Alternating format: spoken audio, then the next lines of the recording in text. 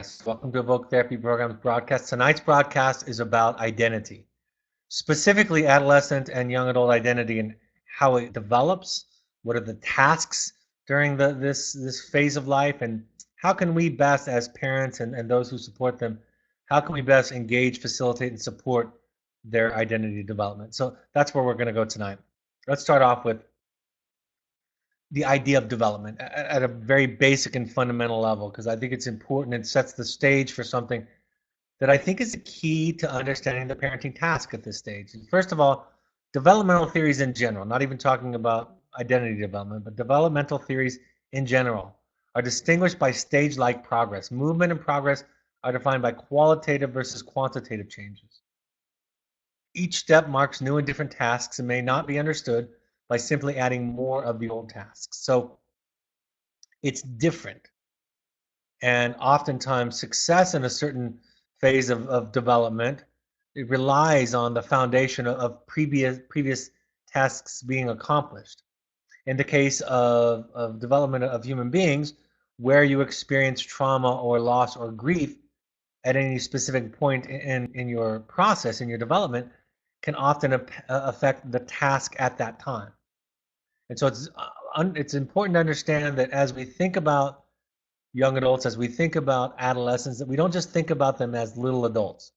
One of my soapboxes is about how people think that even younger children are just like little us's, that they think like, they behave like, they see the world like we do, and they should be measured against that.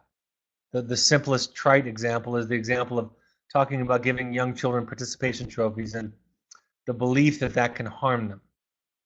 And what we know is that at the age of, oftentimes when people are starting off new activities like that, we do want to encourage engagement and effort. That's something we want to reinforce. Later in development, we can reward accomplishments, success, and outcomes. But to think that just because we treat a child differently, that we're reinforcing that kind of thinking or that way of being for their entire life doesn't make sense in the sense of developmental growth, developmental models, developmental psychology. Erikson developed a psychosocial assessment or overview of development. He broke from Freud's idea of development being sexual and talked about it being social, psychosocial. And so he identified these stages. We're going to focus on adolescents and young adults tonight, but I wanted to share with you Erikson's overall model. In infancy, it's about trust versus mistrust. Are your needs taken care of? Is the world a safe place? Do you get your diaper changed when you need it, essentially? Do you get fed when you're hungry, essentially? Are you kept warm when you need to be kept warm, so forth and so on? So it starts to build this foundation for, is the world a safe place? Or is it a place where I don't feel safe and my amygdala, or that part of my brain that develops first, has to be overactive to make sure that I take care of myself? A little bit later in toddlerhood, if you will, it's autonomy versus shame and doubt. This is the terrible twos. This is the no to define myself, right? Can my parents find a way to offer me options and choices instead of shame and intimidation and cooperation being the only acceptable outcome? Preschool, we talk about initiative versus guilt. This is getting out into society. This is being able to engage peers, being able to interact at school more. How hesitant, resistant, ashamed I am during that period, and how courageous am I during that period. And again, the previous two stages have impact on where you start at each stage. A little bit later, elementary school age children, it's industry versus inferiority. Does what I do make a difference? Can I make a difference in the world, in my own world, by what I do? Can I accomplish it? This is where the children are saying, let me show you what I did. Let me, putting the art on the refrigerator, those kinds of things. And then we talk about adolescence, and we'll be focusing on these two stages. During adolescence, it's the struggle is between identity or role confusion. Who are you? Adolescents try integrating many roles, what it means to be a child, a sibling, a student, an athlete, worker, etc., into a cohesive self-image under role models and with peer pressure.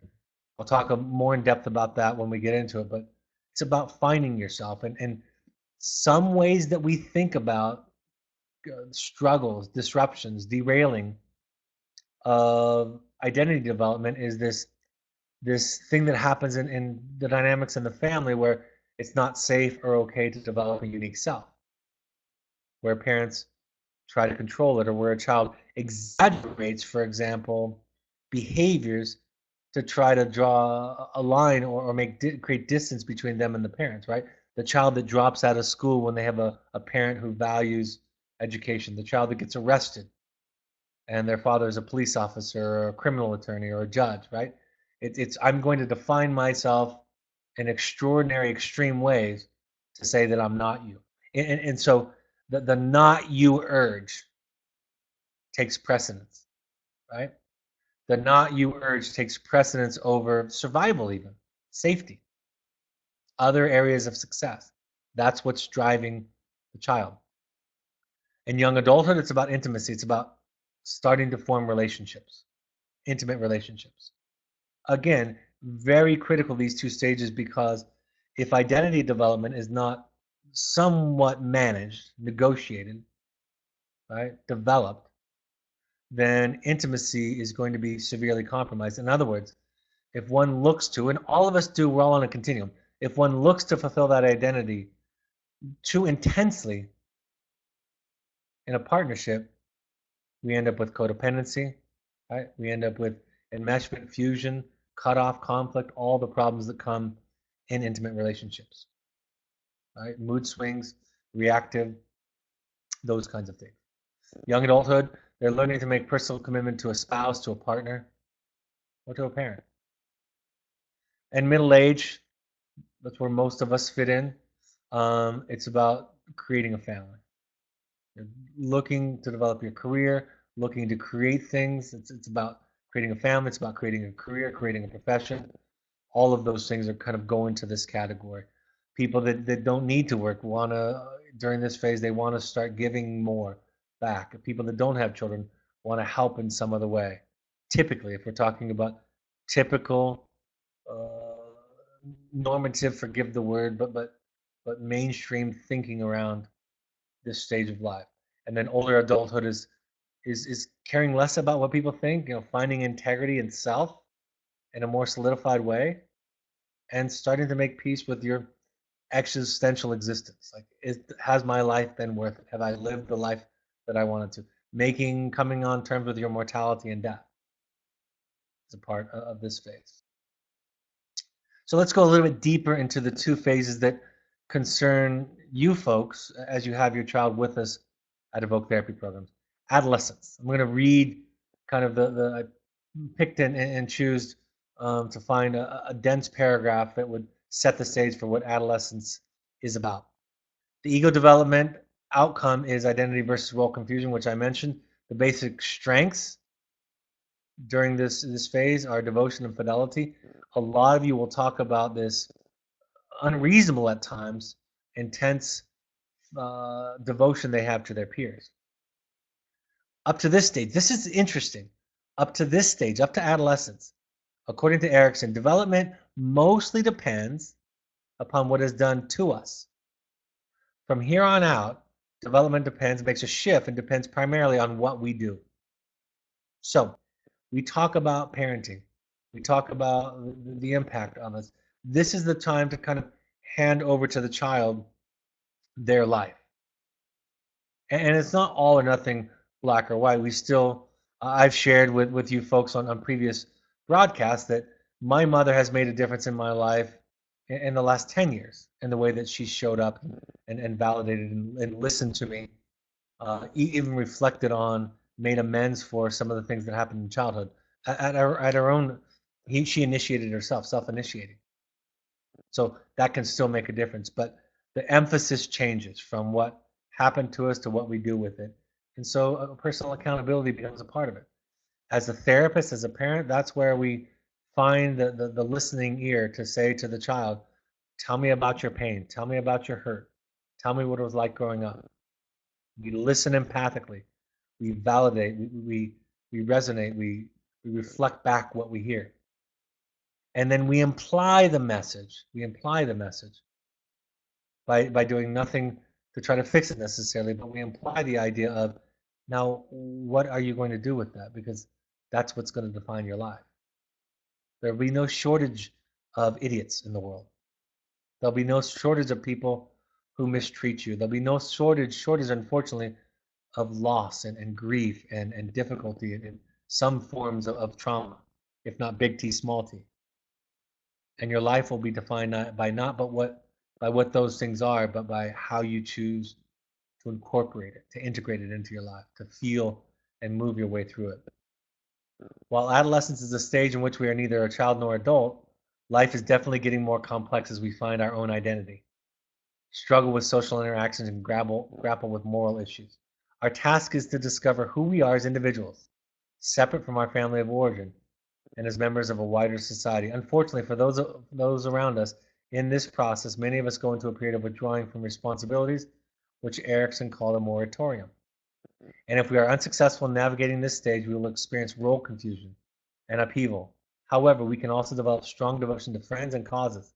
It is no surprise that our most significant relationships are with peer groups. So, again, I don't want to oversimplify it, but some of what's happening with this attention to peers is considered normal, healthy behavior. So that's why I say that a child's affection for you, a child's warmth and desire for closeness with you, is not in and of itself any indication of their mental health. It's appropriate for them to pull away. How they form relationships with peers will, in some ways, absolutely be modeled after the family style, the family's level of differentiation. Families where there's more rigidity in one right way, families where everybody's relying on the other person to make them happy, right? Where anxiety is projected onto others. And those types of families, you're going to find more dependent and chaotic and conflicted relationships. In families where there's a healthier balance of differentiation, that is allowing each other to be different, to have a path, to have a different truth. Everybody's anxiety is more personally owned, so I don't make you responsible for my anxiety and anger. My anxiety and anger is not evidence of you doing anything wrong, but it's mine to own. It's not necessarily an indication for you. Families that have that kind of soup, that kind of culture, you'll find peers that they will be less dependent on, less susceptible to peer pressure, more capable of maintaining self in the face of what is sometimes some very overwhelming pressure to fit in. So something about the way they form peers was modeled for them in the way that we do relationships. I want to talk about differentiation for a moment. I've mentioned it, but it's a very specific psychological word. And in this case, I'm talking about interpersonal differentiation, not intrapsychic. Intrapsychic differentiation is knowing the parts of myself, knowing the difference between my feelings, my beliefs, my interpretations, my thoughts, my actions, my desire. So, interpersonal differentiation of self refers to one's ability to separate one's own intellectual and emotional functioning from that of the family.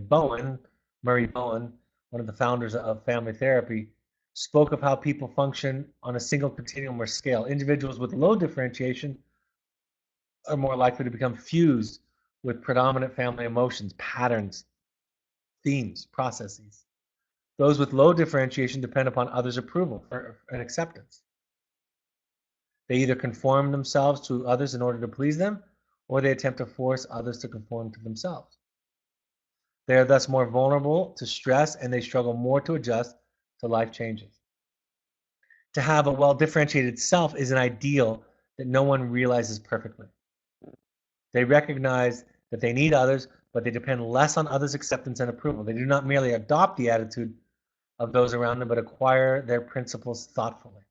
Confident in making their own in their own thinking, they can either support another's view without becoming wishy-washy, or reject another's view without becoming hostile.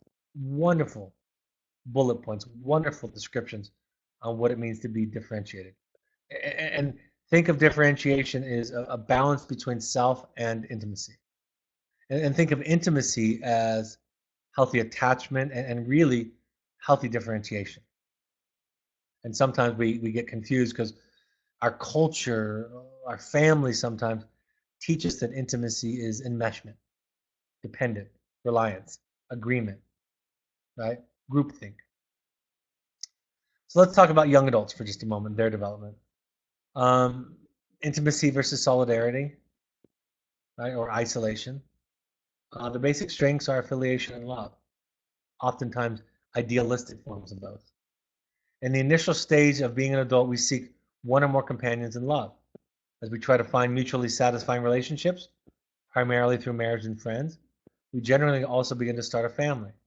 If negotiating this stage is successful, we experience intimacy on a deep level. If we're not successful, isolation and distance from others may occur. And when we don't find it easy to create satisfying relationships, our worlds begin to shrink as, in defense, we feel superior to others. Our significant relationships are with marital partners and friends, right? So we start to figure out what it means to be part of something. There are the academic and professional tasks that are going on, but this is what is believed to be the fundamental core psychological stage going on for young adults. Just a note, some young adults are still in the adolescent phase. Many of the ones that end up in our program are definitely at the adolescent phase. We call it emerging adulthood. It's slow to emerge. And brain science, what brain science has taught us that wasn't available to Erikson at the time that he wrote this, what brain science has taught us is that the adolescent brain continues on into young adulthood. So their way of thinking, right? The adolescent impulsivity, lack of forethought, lack of weighing consequences, irrational, pleasure-seeking brain is still in place until somewhere in the mid-20s, and we know that now. Let's talk about our role. I'm going to talk about letting go, but I can't stress this enough. Letting go is not abdication.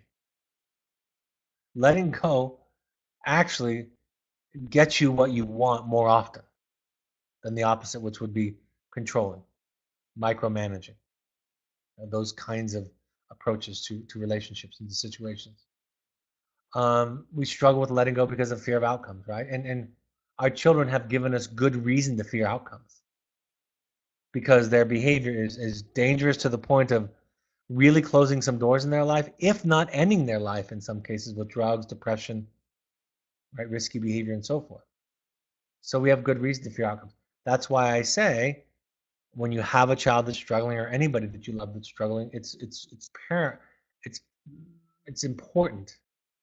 It's of paramount importance that you seek a place, 12-step support group, group therapy, other kinds of support groups, individual therapy, that you seek a support system, resources to manage your fear.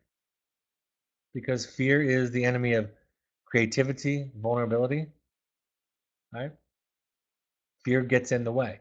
It should inform us, but it ought not to run us.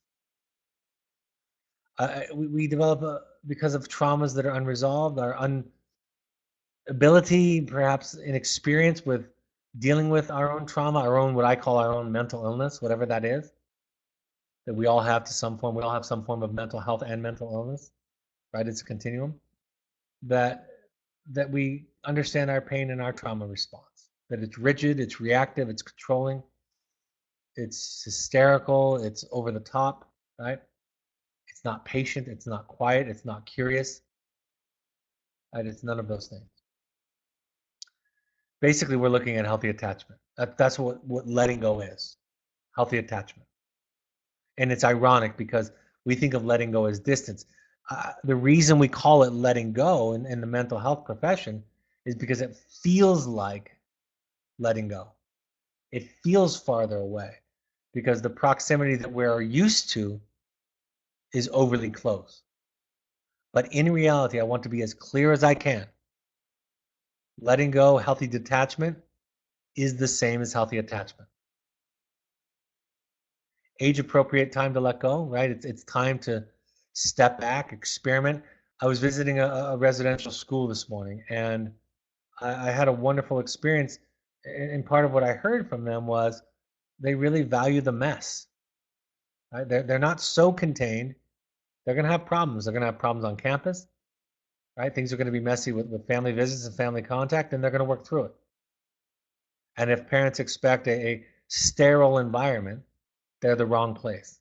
And I was really happy. It's hard, and it's hard to manage on the front end, but in the long term, it's easier. In the long term, the gains that are maintained because they're worked out in real time with real experience stay longer. Um, the child is struggling, so we justify that we have to stay more involved, right? And in some ways, it's true, and in some ways, it's absolutely not true. Sending your child to evoke, for example, is being involved in their life, right? That's a big step, not a passive step on your part. But the pulling away that happens naturally by the environment, right? The distance that happens naturally is a part of what we're talking about. Is that somebody? It's okay, and it's not an indictment on you. It's the same for me as a father. It's okay if they need help from somebody else. Somebody else can help our children at times better than we can. Period. Even if they don't come close, and they don't, to having the same kind of love and the depth of love that we have for our children. It's counterintuitive letting go, right? It's going to hurt. Um, when you're working through this process with us, with a therapist, you have to have confidence. You have to have discussions with the professionals that are dealing with your family or your child so that you can trust them. I don't believe in trust the process blindly, right? I don't even like the phrase trust the process because I think it's a phrase that clinicians and clinical programs made up to put parents in their place. What I say is you have to do the work to figure out if the people that are working with your family, with your child, are trustworthy. And then when they are, lean on that trust. Practice trust. But you have to do what you need to do. And if you can't get to the point that you trust the model, the intention, the sensibility of those that are working with your child, then you have to go somewhere else for your sake, for your child's sake. They'll pull you to stay involved, your children were, and push you away to find themselves. You must manage their accusations of abandonment. It's really important, and that's why parent work is so important, that you develop an adult parent filter. Yes, we listen and we listen and we listen better and better and better and more to our children, but we don't take them at face value all the time. We don't take their input at face value. We get to digest it, consider it, run it through a filter, talk to professionals, get feedback, right? Mull it over, all of that stuff, and then we decide. And that's okay. It's healthy. It's important. It's important.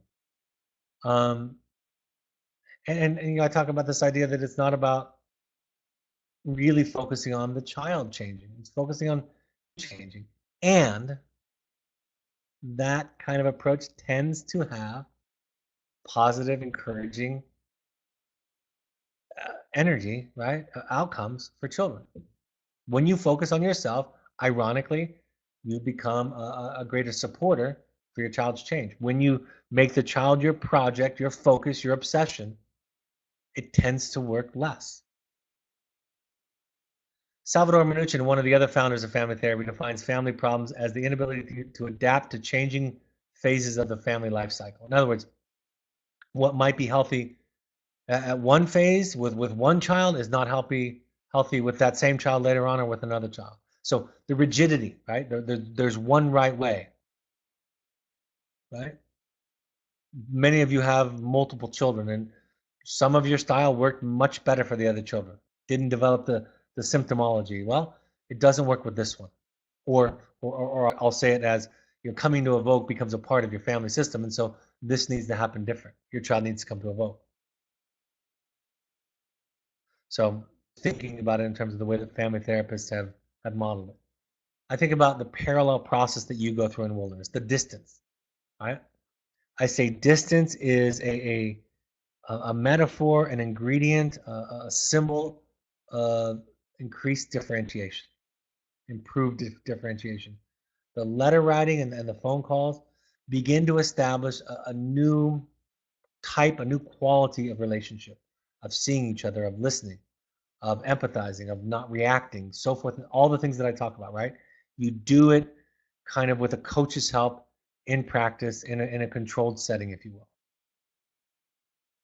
Finding yourself during the process, they're finding themselves. Hopefully, and I really give credit to those of you who show up on these broadcasts or listen to the podcast, do that extra work, that work that you don't have to do.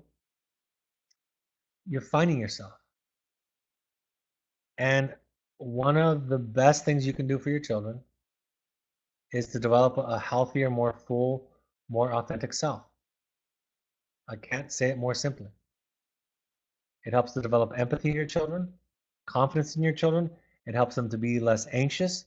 It helps them to be less prone to be vulnerable to peer pressure, right? You avoid power struggles.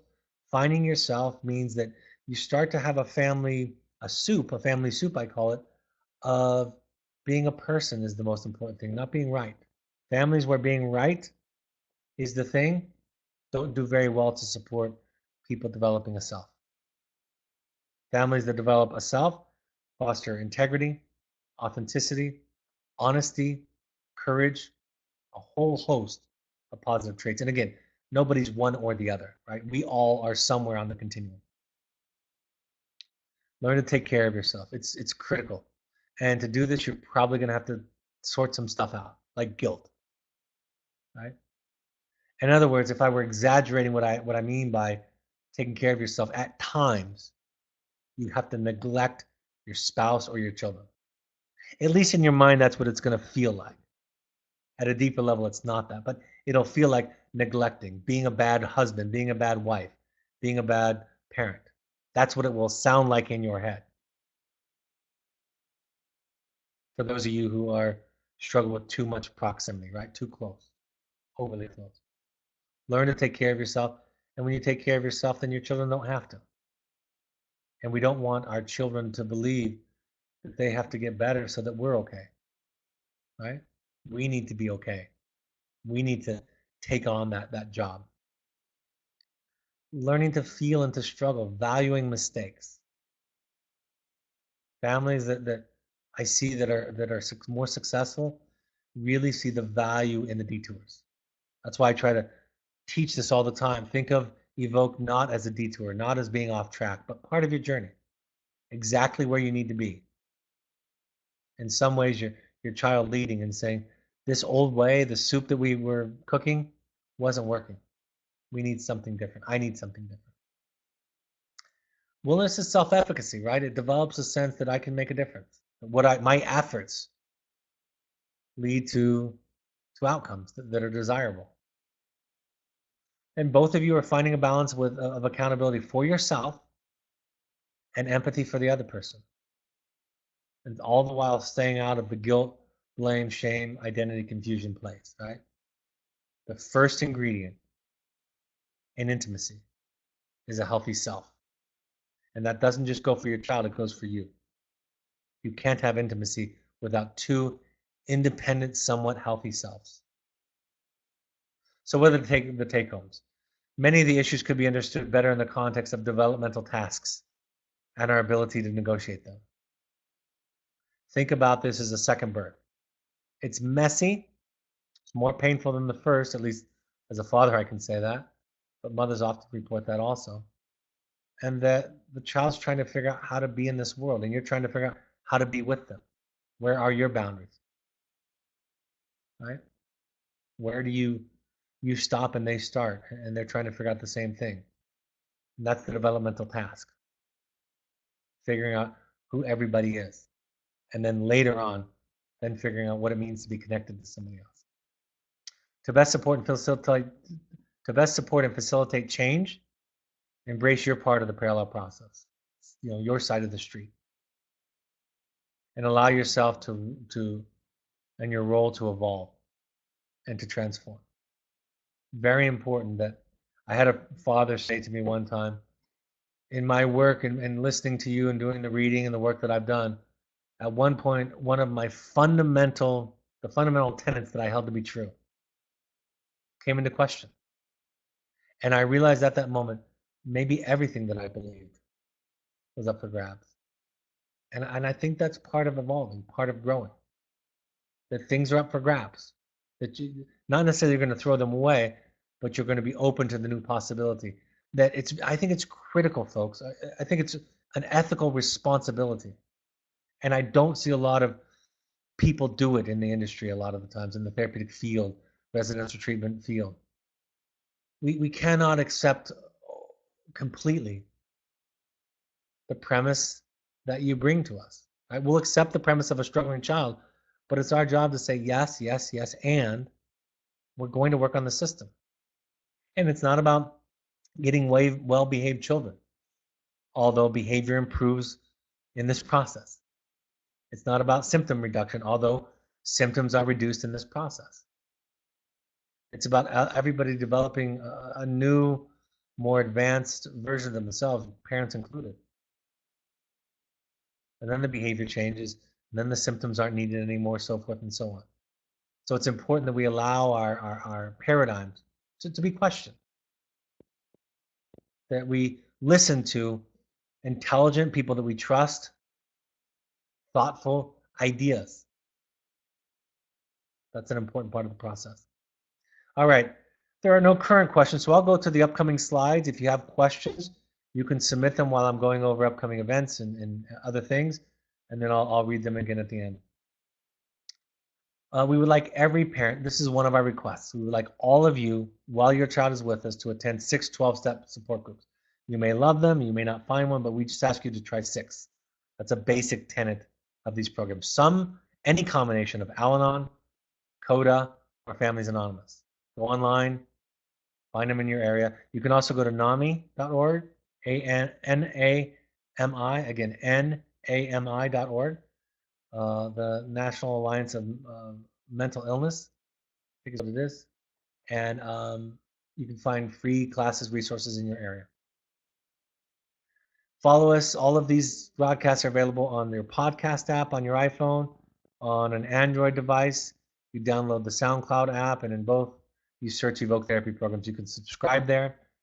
New ones will automatically pop up. They're not downloaded to your phone. They're just there ready to download. If you download them ahead of time, then you can listen to them offline on the train when you don't have connectivity.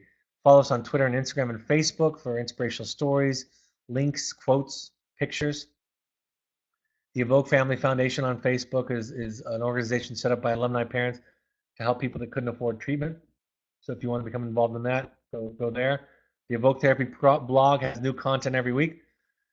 My book, The Journey of the Heroic Parent, is available on Amazon. Audio or written or digital versions are available there.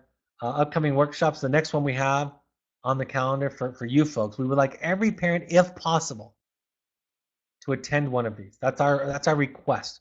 We didn't make it mandatory because we didn't want to leave people out who weren't ready at the time. But it's our sincere desire and hope that everybody can come to a parent workshop. The next one is at our Entrada, Southern Utah location, January 12th through 13th.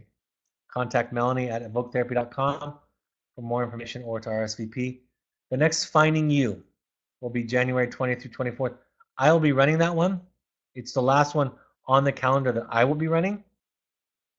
And then we have Claire Madison, whom I love dearly. She's going to be actually doing her first webinar broadcast next week.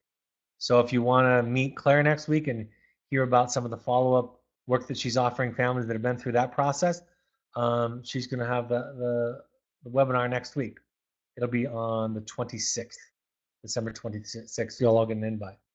But the next Finding You that I'm running is January 20th through 24th in Park City in a cabin, right, in a lodge. It's not outdoors, so you have some of the creature comforts, all inclusive.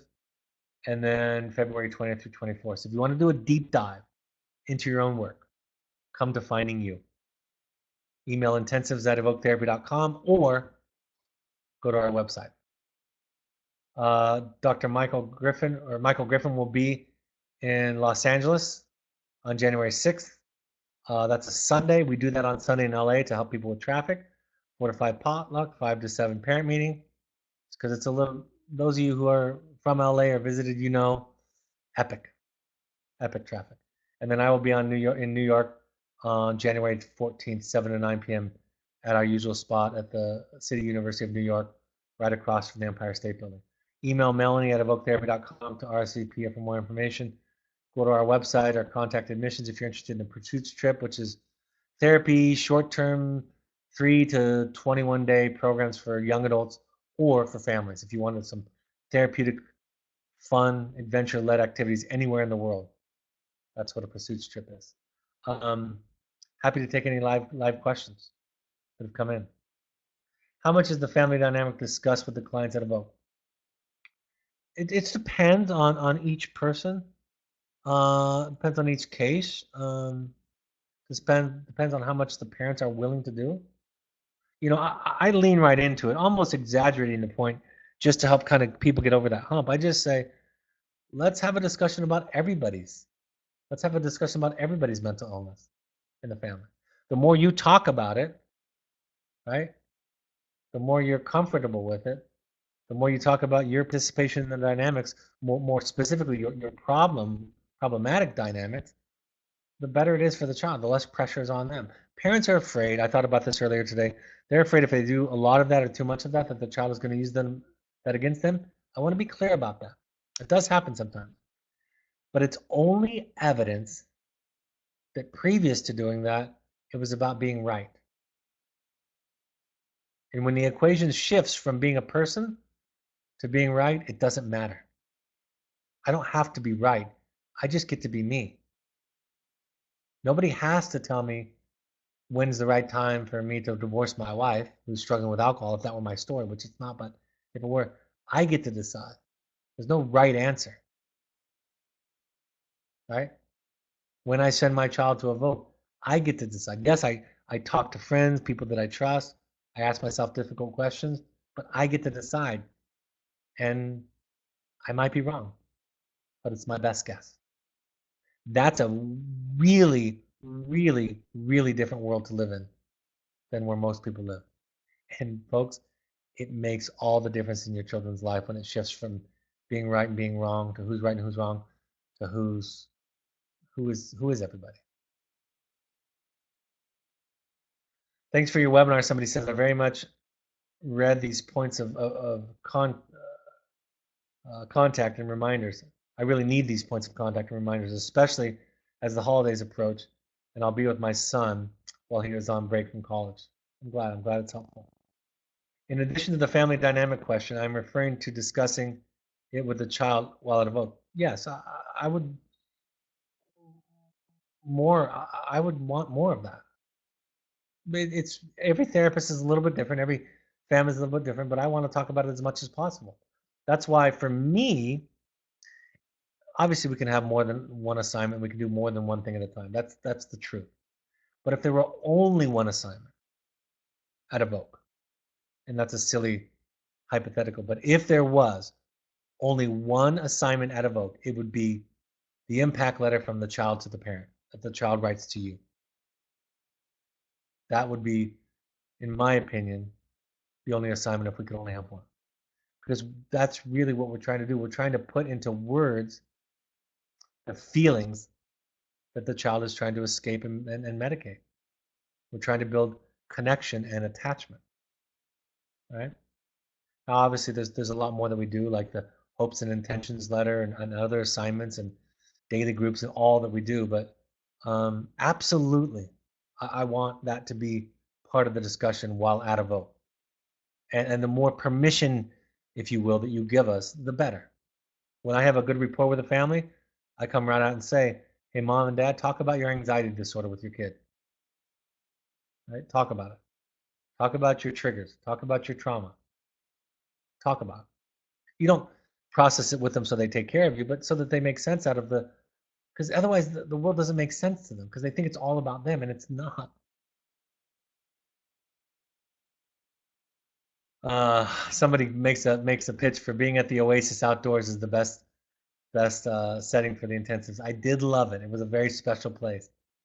A lot of us old timers, though, during when any kind of weather would come in, struggled a little bit more. But it was a beautiful, beautiful experience. I'm glad you got to have it back then. I thought you were no longer in favor of impact letters due to the child feeling guilty. I want to be clear. I don't want impact letters to the children, but impact letters from the children to you is what I was talking about. Yes. I wrote a piece, an open letter to the industry. If any of you are on Facebook or Twitter and follow me, love your comments. Love for you to share that because I think it's, and I did an interview today on a podcast for somebody who had read it because they heard about it. And it's been unquestioned for 25 plus years, these impact letters that parents are writing to children. And there is no basis. There is no basis in motivational interviewing and change, which means how people change, in child development psychology, in attachment theory, and in family systems. There's no strong basis for the idea that somebody who's struggling, a child who's struggling with mental health and or addiction, is supposed to carry on top of that their parents' upsetness and anxiety, and that it's their job to make the parent proud. Right? So yes, I'm passionately against the impact letter. We don't do it anymore. We do the hopes and intentions letter to children, but we do have the children write to the parents because conversely, it is a parent's responsibility to contain the child, to hold the child, to be there for a child, not vice versa. And remember, empathy in children is not developed in this way. Empathy is developed as and in relation to when the parent develops a healthier, stronger, more assertive and authentic self. That's where empathy develops in children. And when a child learns how to feel. Because when children are learn how to feel, and it's okay to feel, they recognize feelings in other people and they respond to them. So empathy doesn't come from guilt and shame. So you're right on. All right, no further questions. I am going to be off next week, but that's why this is the next webinar for me will be December 26th, but the next webinar for our program, and you'll all get an invite, will be 7 days from tonight. So next week, which will be the 19th, the 20th, excuse me. So Claire Madison, 7 p.m. Mountain Time. She'll be talking about, we don't have her subject yet, but she's going to be talking about things that relate to the intensive work that we do. So this is going to be something we provide from now on to those folks who have gone through any of our intensives, so that something is specifically for them, because that's part of our program. So please attend to that. I'll be back on December 26th, but Claire will be here before then on the 20th at 7 p.m. Mountain Time. I hope this was a helpful point of contact. Have a happy holiday season. I'll talk to you on the 26th. Take care. Bye-bye.